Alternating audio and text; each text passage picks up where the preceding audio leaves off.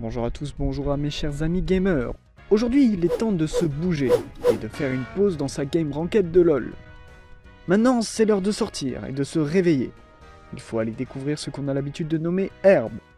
Et oui, puisqu'au cas où vous l'auriez oublié, c'est les Jeux Olympiques de Paris. Nous, geeks, nous devons soutenir cette initiative nationale. Et oui, puisqu'aujourd'hui nous allons tester Olympic Go Paris 2024. Alors, Olympic Go, c'est un jeu de sport qui a été développé par Global Step et Envisio Creation. Il a été créé donc dans la perspective des Jeux Olympiques et il est donc paru le 11/06/2024, soit plus d'un mois avant le début officiel des JO. Global Step, c'est un studio anglais assez spécial d'ailleurs, à ce que j'ai cru comprendre ce serait un prestataire de service, donc qui propose à d'autres sociétés de concevoir des jeux, comme on commanderait une pizza finalement.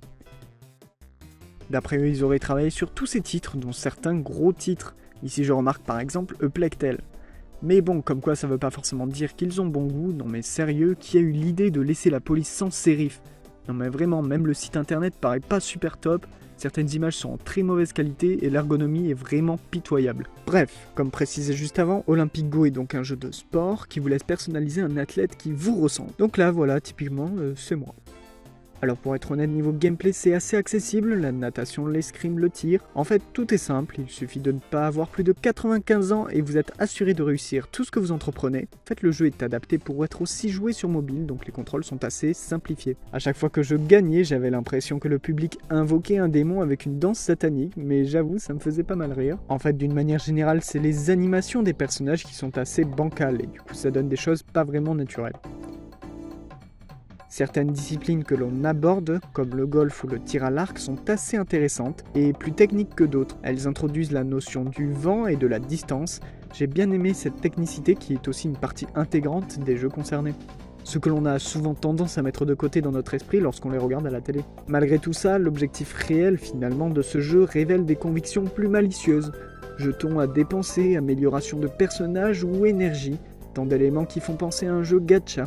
La page de paiement est toujours à proximité au cas où vous auriez besoin d'elle. Après avoir fait le tour de la quinzaine d'épreuves, vous pourrez toujours essayer d'augmenter la difficulté de celle-ci, dans l'espoir de recevoir plus d'expérience. Mais malheureusement, il sera nécessaire d'améliorer le personnage, sans quoi l'espoir de ressortir d'une épreuve avec une médaille plus prestigieuse que celle du bronze sera anéanti. Une boucle de gameplay qui m'a amèrement déçu, surtout venant d'une institution comme les Jeux Olympiques. Or, pour nuancer un peu, je tiens à dire que le jeu a été commandé par le CIO lui-même et non pas par le comité d'organisation français, donc l'argent récolté revient avant tout à l'organisation internationale et pas à l'État français.